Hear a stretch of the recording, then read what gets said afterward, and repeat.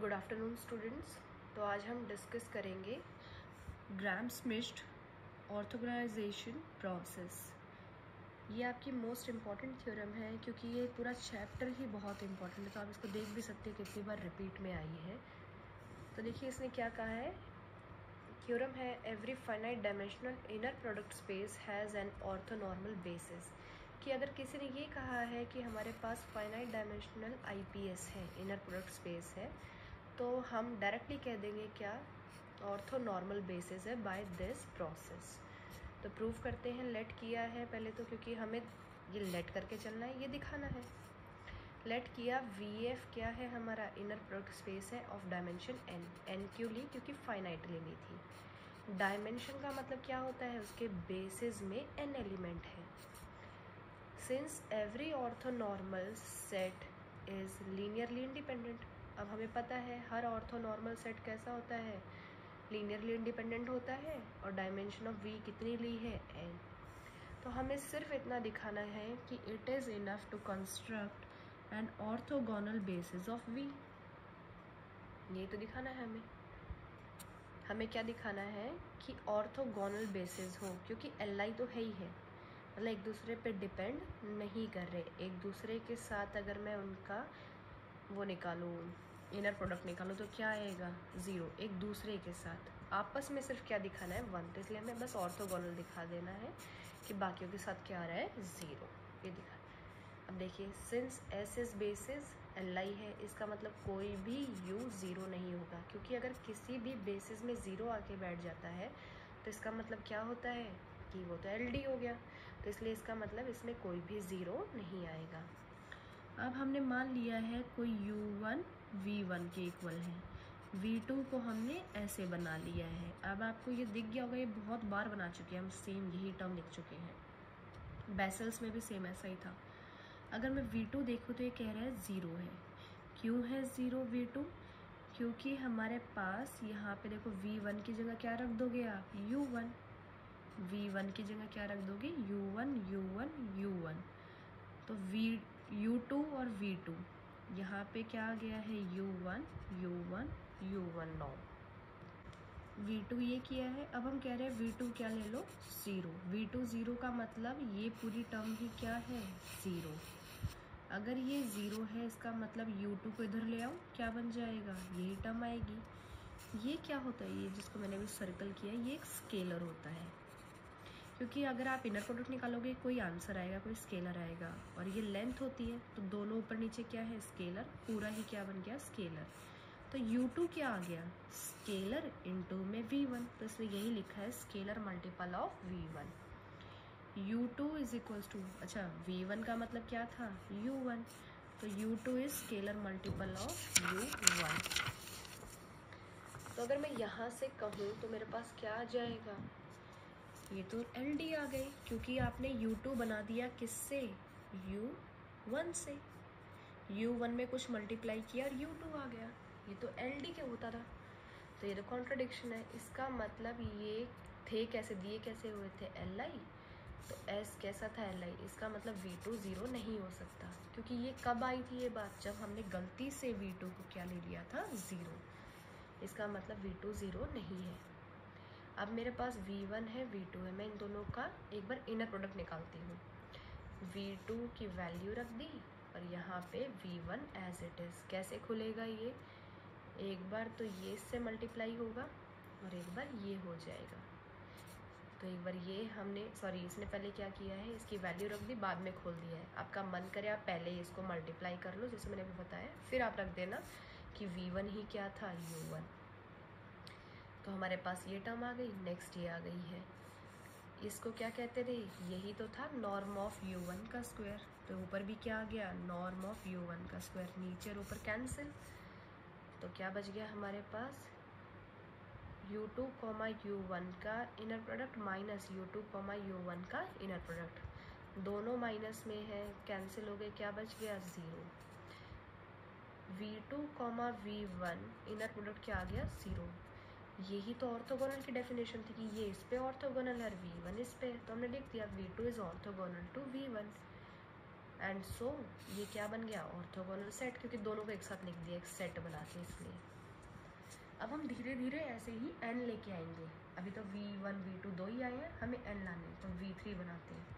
v3 बनाया, v3 ये बना लिया पूरा ऐसे। तो देखो इसने अब इसको 2 बार लिखा, या फिर ये कह रहा है आप समेशन लगा के एक ही बार लिख दो। एक बार i की जगह 1 रख देना तो ये टर्म आ जाएगी, i की जगह 2 रखोगे तो ये टर्म आ जाएगी। अब अगर v3 0 हो गया, क्योंकि हमने तो खुद बनाया ना, हमें नहीं पता, हो सकता है ये 0 हो या फिर ना हो।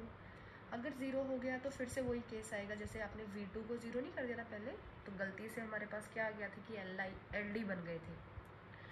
इसने कहा है अगर v3 भी 0 बनेगा तो ये क्या बन जाएंगे, LD।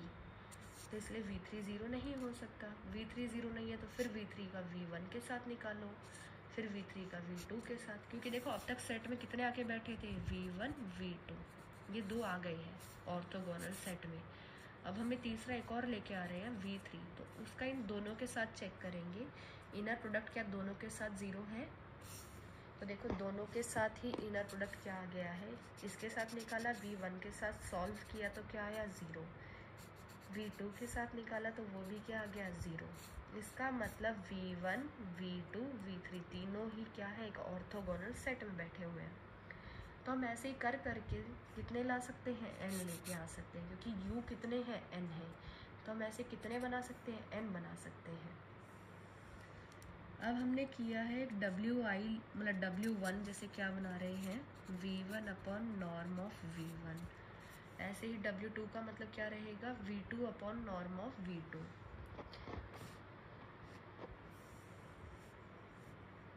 तो इसने कहा है then w1, w2, wn is an orthonormal set of vectors in v। क्योंकि ये देखो v आपस में कैसे थे, ऑर्थोगोनल, और हमने क्या किया है, ऑर्थोगोनल अपॉन उसी का नॉर्म लिया है, तो क्या बन गया है, ऑर्थोनॉर्मल। ऑर्थोगोनल वाले लिए थे, ये क्या बन गया है, orthonormal. Since an orthonormal set of vector is an inner product space is linearly independent set, so ये भी क्या हो जाएगा, Li, क्योंकि देखो ये सारे कैसे हैं, Li, तो ये भी कैसे बन जाएंगे, W तो सारे V से ही बने हैं, जब V ने Li बोल दिया तो W भी कैसे हैं, Li है। और डायमेंशन ऑफ V कितनी थी, n, तो इनकी डायमेंशन भी कितनी हो जाएगी, n, सेम हो जाएगी। दस w1 w2 wn form an orthonormal basis of V। हमने पहले देखो क्या दिखाया कि हमें दिखाना था V के लिए क्या है, हमारे पास ऑर्थोनॉर्मल बेसिस है। पहले हमने हेल्प ली ऑर्थोगोनल की, फिर उससे बनाया क्या, ऑर्थोनॉर्मल, ऐसे बनाया है हमने। पहले ऑर्थोगोनल दिखाएंगे, बस लास्ट में क्या करता है, उस ऑर्थोगोनल अपॉन उसी के नॉर्म को लिख के बोल देता है ऑर्थो नॉर्मल आ जाएगा गोनल से, तो हम वहाँ से कर देंगे। नेक्स्ट हमारे पास एक एग्जाम्पल है, ये आप खुद ट्राई करेंगे। इसमें बस इन्होंने इनर प्रोडक्ट निकाला है और सेम यही लगाया है। तो कई बार एग्जामिनर क्या करता है, आपको चेक करने के लिए कि आपने ढंग से वो थ्योरम की है या नहीं की है, इस थ्योरम के साथ आपको ये भी डाल देगा एग्जाम्पल, तो आप ये भी कर लेना ध्यान से। इसमें कोई डाउट आए तो मुझे बताना। नेक्स्ट एग्जाम्पल है, ये भी आप देखोगे, इसमें डायरेक्टली लिख दिया आपको ग्राम-स्मिश्ड ऑर्थोगोनलाइजेशन प्रोसेस ही यूज़ करना है। इसमें इंटीग्रेशन का पार्ट है, पर ये आप देख के मुझे बताना आपको समझ आता है या नहीं। नेक्स्ट आती है हमारी theorem, let V be finite dimensional in a product space. जब भी ये फाइनाइट डायमेंशन कहता है, इसका मतलब हमें इसकी डायमेंशन पता होगी। And W is a subspace of V। अच्छा, जब V फाइनाइट है तो क्या W इनफाइनाइट हो सकता है, नहीं। जब सुपर सेट ही फाइनाइट है तो सबसेट भी कैसा होता है, या सबस्पेस कैसा होता है, फाइनाइट। इसका मतलब डायरेक्टली ये कह क्या रहा है हमें कि ये कैसा है, फाइनाइट है। तो हमें प्रूव करना है V क्या है, हमारे पास डायरेक्ट प्रोडक्ट, वो डायरेक्ट सम है इन दोनों के लिए। ऑर्थोगोनल का ऑर्थोगोनल क्या आएगा, W। देखते हैं आप, since W is a subspace of finite dimensional product space V, so W is also finite dimensional. Finite है तो डायमेंशन कितनी मान दी उसकी, m। Then there exist an orthonormal basis, क्योंकि अभी आपने पीछे कहा था अगर कोई फाइनाइट डायमेंशनल है तो उसके पास ऑर्थोनॉर्मल बेसिस होगा। तो जैसे ही W ने कहा मैं फाइनाइट डायमेंशनल हूँ, तो इसका मतलब उसके पास क्या होगा, ऑर्थोनॉर्मल बेसिस। तो मैंने उसका ऑर्थोनॉर्मल बेसिस मान लिया, कौन है, ये है U1, U2, UM orthonormal basis. Orthonormal का मतलब हमें पता होगा क्या होता है, अगर सेम हो नीचे, सेम हो तो होता है इनर प्रोडक्ट 1, अगर अलग अलग के साथ देखोगे तो क्या होता है, 0। डेफिनेशन लिखी इसने, कहीं आप भूल तो नहीं गए हो इसलिए।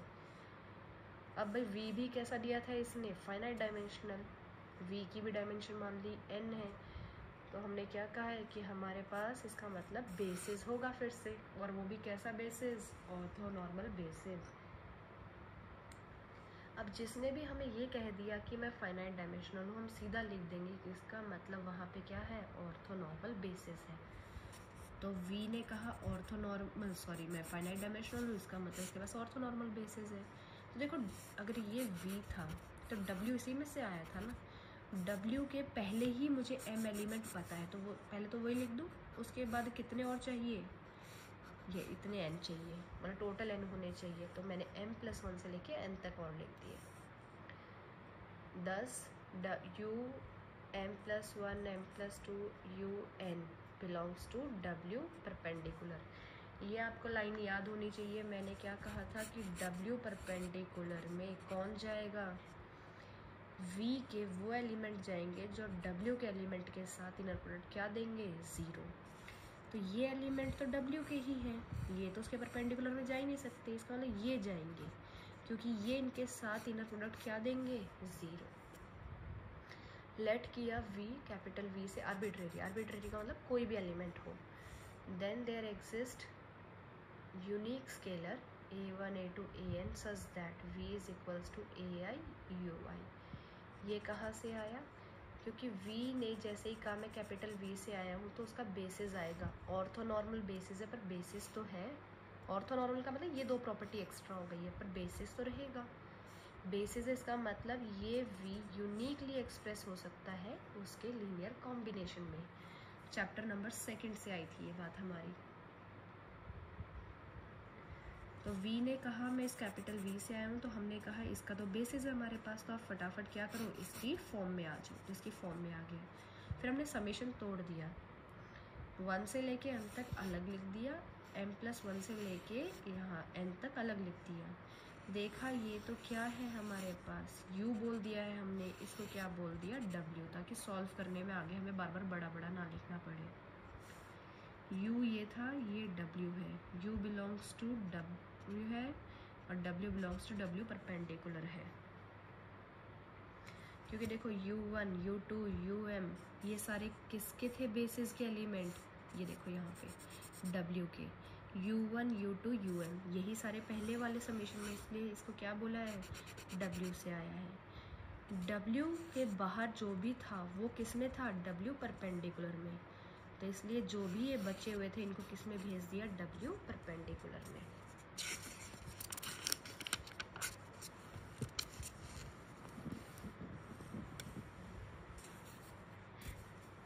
ये जो स्केलर है ये यूनिक थे, क्योंकि हम एक एलिमेंट को एक ही तरह लिख सकते हैं बेसिस के फॉर्म में। दस representation of U plus W जो V बनाई, ये भी कैसा रहेगा, यूनिक। तो इसका मतलब V कहाँ से था, कैपिटल V से, ये W से, ये परपेंडिकुलर, ये एक पार्ट तो आ गया। अब हम देखते हैं सेकंड लेट कर लिया है, कोई x है इन दोनों के इंटरसेक्शन से, क्योंकि डायरेक्ट सम का मतलब क्या था कि एक बार तो प्लस आए और इन दोनों की इंटरसेक्शन क्या आ जाए, 5। आप ये थ्योरम पहले आ चुकी है यूनिट नंबर 1 में। इन दोनों के इंटरसेक्शन है, दैट मीन्स फर्स्ट में भी है x और सेकंड में भी है, पर W में भी बैठा है वही एलिमेंट और उसके परपेंडिकुलर में भी। परपेंडिकुलर को अगर मैं यहाँ से बात करूँ, इसका मतलब क्या कहता था, ये एलिमेंट V का है और इसके हर एलिमेंट के साथ क्या बना रहा है, इनर प्रोडक्ट 0। इसके एलिमेंट के साथ इसी का तो एलिमेंट x भी है और ये x यहाँ भी, इसका इन दोनों का आपस में क्या आएगा, inner product 0।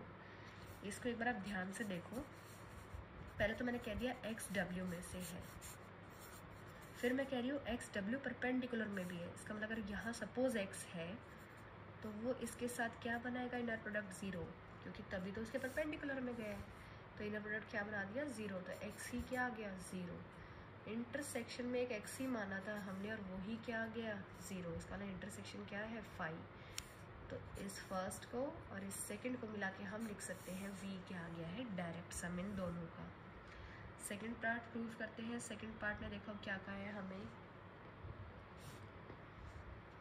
W perpendicular is the subspace of V, replacing W by W perpendicular। तो ऊपर वाला रिजल्ट सेम आ जाएगा, बस हमने W की जगह क्या लिख दिया है, W perpendicular। V कैसा दिया हुआ था, फाइनाइट डायमेंशनल, और ये हम प्रूव कर ही चुके थे। तो डायमेंशन ऑफ V किसके को लाएगा, अगर इधर डायमेंशन लगाऊंगी तो इधर भी डायमेंशन लगेगी, डायमेंशन ऑफ W प्लस आ जाएगा dimension of W perpendicular. Equation number 3 से भी लिख दो ऐसी ही लाइन, यहाँ पे डायमेंशन लगाऊंगी तो इधर भी डायमेंशन आएंगी। तो dimension of V dimension of W perpendicular plus dimension of W perpendicular perpendicular. तो देखिए अगर मैं इन दोनों को देखूँ, लेफ्ट में इसमें भी डायमेंशन ऑफ V है, इसमें भी डायमेंशन ऑफ V है, इसका नहीं दोनों आपस में क्या हो जाएंगे, इक्वल। दोनों इक्वल होंगे तो ये क्या हो जाएगा, कैंसिल, बच क्या जाएगा, dimension of W is equals to dimension of W perpendicular perpendicular. Let किया कोई U है जो W से है, तो U कॉमा W क्या आ जाएगा, 0 for all W belongs to W perpendicular. अगर कोई W हमने W परपेंडिकुलर में भेजना है, इसको हमें W परपेंडिकुलर में भेजना है, इसका मतलब W के हर एलिमेंट के साथ क्या हो जाए, इनर प्रोडक्ट 0। यही होता था हमारे पास। W परपेंडिकुलर में कौन जाता था, जो क्या करे, W के हर एलिमेंट के साथ इनर प्रोडक्ट क्या दे दे, 0। इसने यही किया है, इसने हर एलिमेंट के साथ इनर प्रोडक्ट क्या दे दी, 0। लेट किया है, देखो दोबारा बताती हूँ मैं आपको, यहाँ से लेट किया है कोई U है जो W में है, आर्बिट्ररी है। U का इनर प्रोडक्ट W के साथ क्या आ रहा है, 0 for all W belongs to W perpendicular. ये W परपेंडिकुलर में है, इसका मतलब ये U W के हर एलिमेंट के साथ क्या बना रहा होगा, इनर प्रोडक्ट 0। तो किसी एक U के साथ भी तो बना रहा होगा ना, सबके साथ ही बना रहा है। तो इनको आगे पीछे करके लिख सकती हूँ तो 0 ही आएगा। This implies U belongs to किस में पहुँच गया, W परपेंडिकुलर के परपेंडिकुलर में। ये डेफिनेशन थी पीछे। अब हुआ क्या है, U ने कहा मैं W परपेंडिकुलर के हर एलिमेंट के साथ, U कह रहा है मैं W परपेंडिकुलर के हर एलिमेंट के साथ इनर प्रोडक्ट 0 दे रहा हूँ। इसका मतलब मैं क्या हो रहा हूँ, इसके भी परपेंडिकुलर में जा रहा हूँ। U कहाँ पहुँच गया, W परपेंडिकुलर के परपेंडिकुलर में। Thus we have shown that, क्या शो कर दिया हमने कि U कहाँ था, W से, इम्प्लाई क्या करा दिया कि किस में पहुँच गया, परपेंडिकुलर के परपेंडिकुलर में। तो इसका मतलब ये ही पूरा इस सेट में पहुँच गया है। 7th ने ये कहा था डायमेंशन दोनों की इक्वल है, ये कह रहा है ये इसके अंदर है। ऐसा तो सिर्फ एक ही केस में हो सकता है, जब ये इक्वल हो, क्योंकि तभी डायमेंशन इक्वल आ सकती है, वरना नहीं आ सकती है। तो इसलिए यहाँ पे क्या आ जाएगा, इक्वल टू का साइन। इसमें आप इस पार्ट को एक बार दोबारा ध्यान से देखना, क्योंकि ये यहाँ पे थोड़ा सा टिल्ट कर रहा है। टिल्ट मीन्स ये इसको एक पहले लिख रहा है कि ये गया इसके लिए, फिर ये इसको रिवर्स करके लिखना चाह रहा है। तो एक बार आप इसको ध्यान से रीड आउट करना, क्योंकि इस अगर थ्योरम में आपको कोई अटका देगा, मतलब अगर कहीं आपको डाउट आ सकता है तो वो इस पार्ट में आ सकता है मेरे अकॉर्डिंग। बाकी अगर नहीं आए तो सबसे अच्छी बात है। नेक्स्ट है orthogonal projection. If V is finite dimensional, इतना पढ़ते ही माइंड में आ जाना चाहिए इसके पास कोई क्या होगा, ऑर्थोनॉर्मल बेसिस होगा। W इज़ इट सबस्पेस, ये भी फाइनाइट है, इसके पास भी कोई ऑर्थोनॉर्मल बेसिस होगा। इतना अब हम माइंड में ले आएंगे साथ साथ। Then V is equals to W direct sum W perpendicular, and every V belongs to V can be uniquely expressed as this term, जहाँ पे पहला एलिमेंट कहाँ से आएगा, इस फर्स्ट से आएगा, सेकेंड एलिमेंट कहाँ से आएगा, परपेंडिकुलर वाले से आएगा। The vector U and W are called orthogonal projection of V। अगर हमारे पास V फाइनाइट डायमेंशनल है, W उसका सबस्पेस है, और V ऐसे बन जाए जैसे अभी हमने ऊपर प्रूव किया है, तो हम क्या रहे हैं, यू और डब्ल्यू, जो छोटे यू डब्ल्यू है जो वी को बना रहे हैं, ये क्या है, ऑर्थोगोनल प्रोजेक्शन है इसकी वी की। Now in next theorem we have W be a subspace of an inner product space VF. U1, U2, UN is an orthonormal basis of W. तो देखो आपने इसने मतलब इनडायरेक्टली आपको ये दे दिया है कि बेसिस कैसे है, फाइनाइट है, और बेसिस कैसा है, ऑर्थोनॉर्मल है। इसका मतलब आपस में तो इनका इनर प्रोडक्ट 1 रहेगा, पर दूसरे के साथ कैसा रहेगा, 0। ऐसे ही इसने एक ऑर्थोनॉर्मल बेसिस किसका दिया है, W परपेंडिकुलर का। तो ये कह रहे हैं अगर आप इन दोनों बेसिस को मिला दोगे तो वो किसका बन जाएगा, ऑर्थोनॉर्मल बेसिस V का। मतलब अगर मेरे पास ये पूरा V था, ये W था, बचा हुआ क्या रह गया है हमारे पास, W परपेंडिकुलर। कह रहा है इन दोनों के बेसिस को आप मिलाओगे तो किसका बेसिस बन जाएगा, V का। अब हम लाइन लिख देते हैं कि भाई आपने मतलब बुक में क्या दिया हुआ है, U1, U2, UN orthonormal basis, तो ये उससे आ गया है। ऐसे ही ये भी क्या दिया हुआ है, ऑर्थोनॉर्मल, तो ये आ गया है। अब अगर हम B कहें, इसी का नाम B दे रहे हैं, B कहाँ है, ये है हमारे पास, ऑर्थोनॉर्मल है। नाउ W किसका था सबस्पेस, हमारे पास V का। तो जो भी W के अंदर है दैट मीन्स V के अंदर है। तो U1, U2, U कहाँ तक थे हमारे पास, N तक, ये सारे कहाँ थे, W के बेसिस। इसका मतलब ये किस में बैठे हैं, V में भी। W परपेंडिकुलर भी कहाँ से आया हुआ है, देखो इस फिगर से देखते रहो, कहाँ से आया हुआ है, V से। इसका मतलब जो भी W परपेंडिकुलर में है वो किस में है, V में। और W परपेंडिकुलर बेसिस मतलब W परपेंडिकुलर का बेसिस कौन दिया हुआ है, ये V। तो ये सारे जब W परपेंडिकुलर के बेसिस है, इसका मतलब किस में है, V में ही है। ये दोनों किस में पहुँच गए, V में। लेट कर लिया है कोई V कहाँ से लिया है, W परपेंडिकुलर से। W परपेंडिकुलर में कौन जाता था, जो V का एलिमेंट हो लेकिन W के हर एलिमेंट के साथ उसका इनर प्रोडक्ट क्या हो, 0। तो अब हमने कहा है कोई V है जो W परपेंडिकुलर से है, इसका मतलब ये V W के हर एलिमेंट के साथ कैसा होगा, 0 देगा इनर प्रोडक्ट। देखो V क्या लिया है, W परपेंडिकुलर से। V कहाँ से है, W परपेंडिकुलर से। तो U के हर एलिमेंट के साथ ये कैसा इनर प्रोडक्ट देगा, 0। W के हर एलिमेंट के साथ कैसा प्रोडक्ट देगा, इनर प्रोडक्ट 0। W था, W परपेंडिकुलर था, V यहाँ से लिया है, U इसमें है, इसके अंदर सारे U हैं, बहुत सारे U हैं। तो ये एलिमेंट इसके हर एलिमेंट के साथ इनर प्रोडक्ट कैसी देगा, 0। अब U मैं लिख रही थी या तो यहाँ पे कि हर एलिमेंट, या फिर मैं U की जगह लिख दूँ U1, U2, UN तक, ये लिख दिया। Since 1 is true for every V, कि हर मतलब जैसे अभी तो मैंने ये दिखाया ना कि एक एलिमेंट लिया W परपेंडिकुलर का तो वो W के हर एलिमेंट के साथ 0 दे रहा है। थोड़ी देर में मैं और कोई एलिमेंट लाऊंगी यहाँ का, वो भी देगा, कोई और लाऊंगी वो भी देगा। दैट मीन्स यहाँ के सारे V इसके सारे U के साथ क्या देगा, इनर प्रोडक्ट 0। I कहाँ से कहाँ तक बदलेगा, 1 से N तक। J कहाँ से कहाँ तक बदलेगा, 1 से N तक। इन दोनों लाइन से देख सकते हो। 10 बाय कंडीशन 1 to 4 अगर इन चारों कंडीशन को मिला दूँ तो क्या आ जाएगा मेरे पास कि भाई इनका आपस में तो सबका क्या है, 0, अपने साथ क्या है, 1। इसका लिए क्या बन गए हैं, ऑर्थोनॉर्मल सेट बन गया है। अभी मुझे ये नहीं पता कि ये बेसिस है या नहीं, ऑर्थोनॉर्मल तो बन गया है। अब मुझे पता है कि ये साथ साथ क्या था, ये इतना Li थे, ये भी क्या थे, Li, और इनका आपस में कोई रिलेशन नहीं है, क्योंकि देखो रिलेशन आपस में कैसा आ रहा है, 0। इसका मतलब पूरे का पूरा B कैसा है, Li है।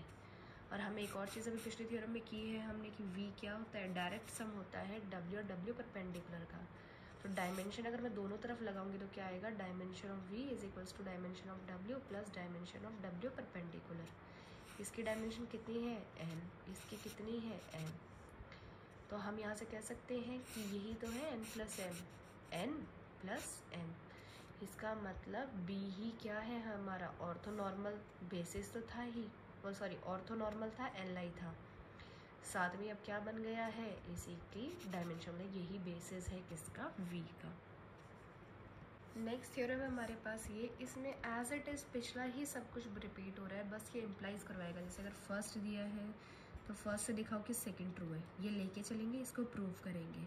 फिर दिखाएंगे सेकंड ट्रू है तो थर्ड दिखाओ, मतलब ये गिवन ये प्रूफ, ये गिवन ये प्रूफ, ऐसे।